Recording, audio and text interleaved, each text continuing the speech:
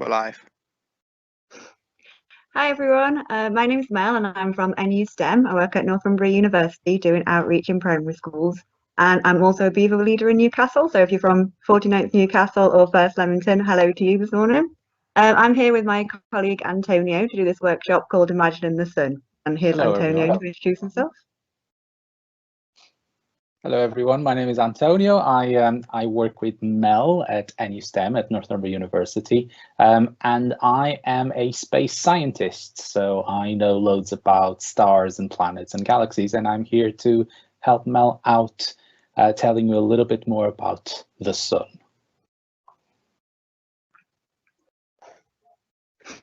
So is it back to me now? I think so. Excellent. So on the screen at the moment, you can see my email address because you're going to do an activity later, and I'd really like you to email me a photo of what you've done. Also on there's a couple of website addresses because this badge, it's one of the activities for the Beaver Space badge or the Cub Astronomer badge. So if you go to those websites, there'll be the rest of the activities that you need to do to complete those badges and tell your leader about. So we'll get started with the activity.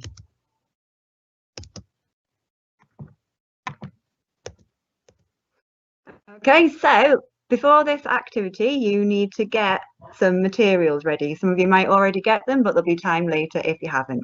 What you need is a lot of different materials in the colours of the rainbow. So we've got examples like Lego, Connect, any old toys that you can find, pencils, crayons, anything that you can find in lots and lots of different colours. And then you need something to make some black lines. So you might have some black wool or some black ribbon or some black pens. So that's going to come on a bit later in our activity.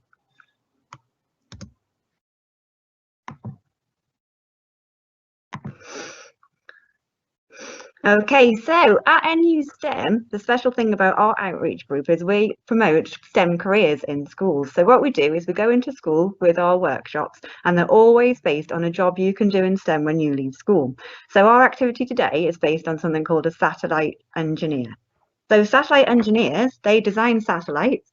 So they might design them for communications or to find out about the weather or to find out about navigation. But they don't just design them, they also design the command systems that we use to control them remotely from Earth.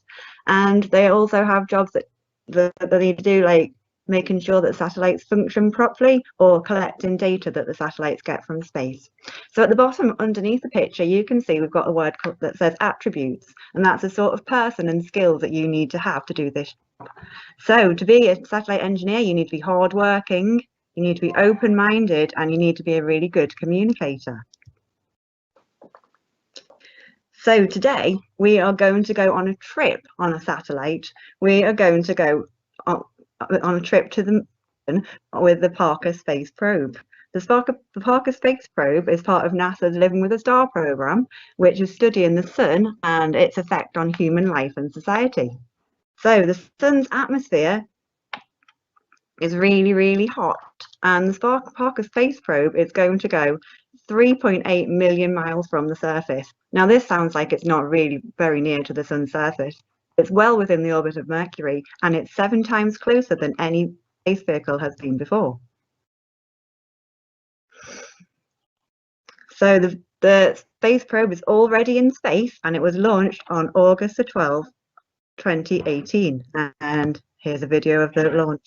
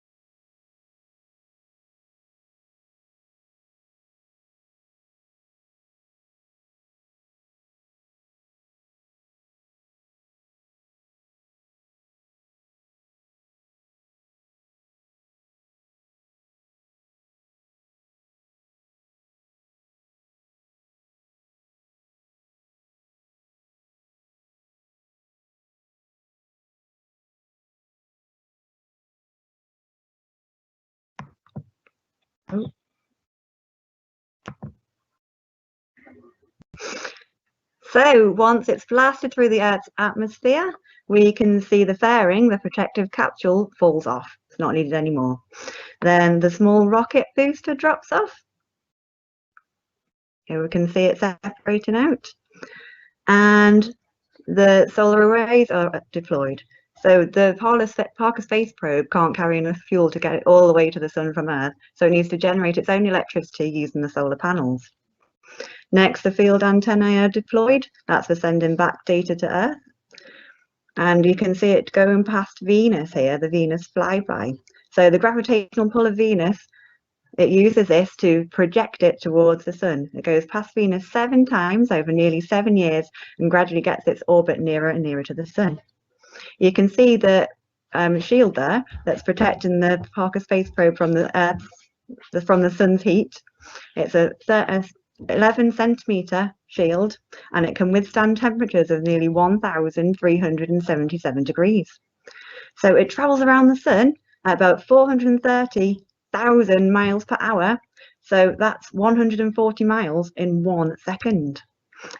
Right, I'm going to hand over to Antonio now. Right, okay, so let me share the rest of the presentation with you.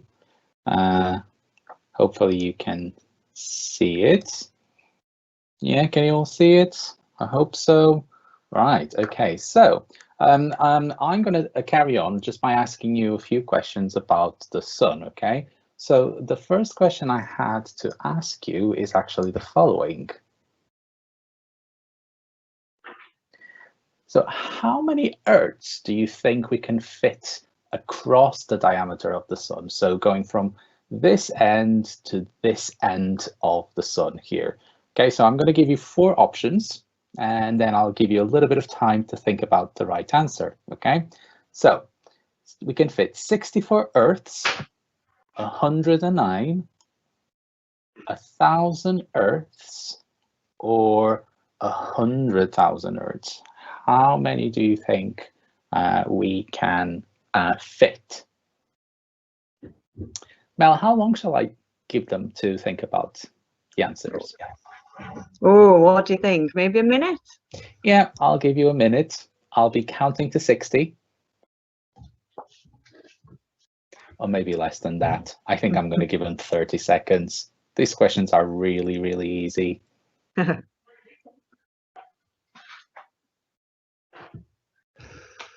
Oh, I've got some answers up on the questions and answers. Oh, all right. Okay. Anyone got to the right answer? So Paulina and Laura think it is 100,000. Okay. And Sarah thinks it's 100,000 as well. All right. Shall we give them the answer? Yeah. All right. I think, and I can assure you that it's 109. So we can fit 109 Earths from one end of the sun all the way to the other end. Okay. Now, second question is the following. So how many Earths can we fit inside of the sun? So we're no longer talking about Earths going from one end to the other, but imagine that the sun is a big empty ball, and we're trying to fit in planet Earths, which are slightly smaller balls inside of a bigger ball. Okay, so how many Earths do you think we could fit inside of the sun? And the options are 3,000, 30,000, 300,000, or 1,003,000 Earths. And again, we're going to give you, what, 30 seconds?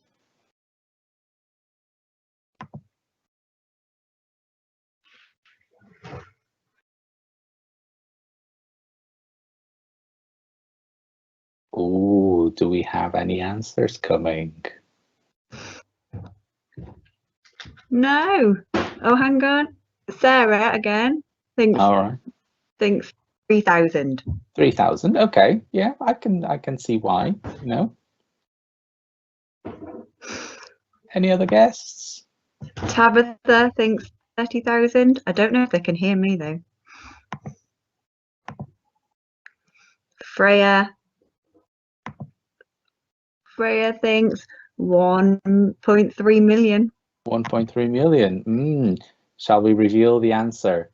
Yeah. It's 1.3 million. Okay. The sun is that big and the Earth is that small that we can fit 1.3 million Earths inside of the sun. Okay, so that's how big the sun is. And there's other facts about the sun that we can tell you about. So it's really far away from the Earth. So it took the Parker space probe a long time to get there, okay, because it didn't go on a straight line. It had to go around Venus a few times. But we are 150 million kilometers away from the Earth, which is this massive number here that you can see on the screen right now. And then other things about the sun. It's really, really big. It's 1.39 million kilometers across. So again, we can fit 109 Earths across the sun.